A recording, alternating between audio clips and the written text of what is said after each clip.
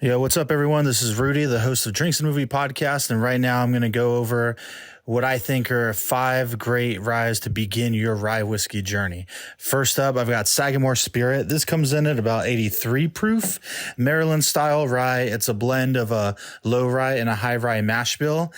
For me, it's a little on the thin side, but I think it is a good rye for beginners because you get a sense of the spice and all the flavors that are going to come without it being too hot on the palate.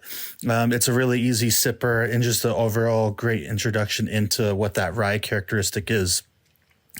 Next up, I've got Michter Straight Rye.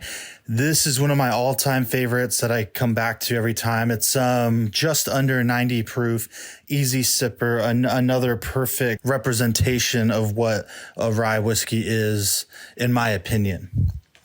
After this, we've got Knob Creek Rye, which I think is really great. It's got the classic rye spice.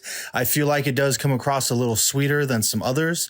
So if you like a little dark brown sugar type notes with the peppery, spicy baking spice characteristics, then Knob Creek Rye is a good way to go. This has become my daily sipper practically, and the single barrel picks are great as well. Up next, I got from Wild Turkey, Russell's Reserve 6-year-old rye. This is another one that's not too expensive. These are all within a similar price range.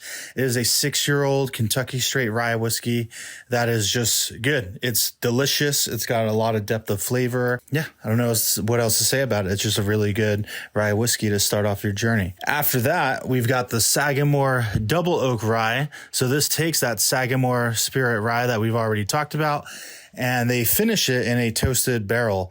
So you get some of those sweeter characteristics, a little more like kind of cocoa, marshmallow, graham cracker is something a lot of people pick up. I get a coconut kind of flavor off it sometimes, which I think is really interesting.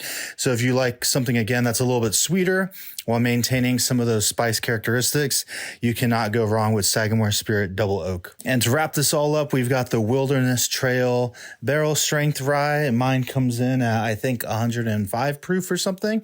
So not too hot. They're a really good kind of smaller distillery that's on the up and up.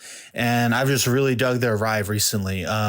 It does have a little more of a minty quality, in my opinion, which doesn't really vibe with me all the time, but it is well worth checking out. If you see this on the shelf, go ahead and pick one up. It's worth it.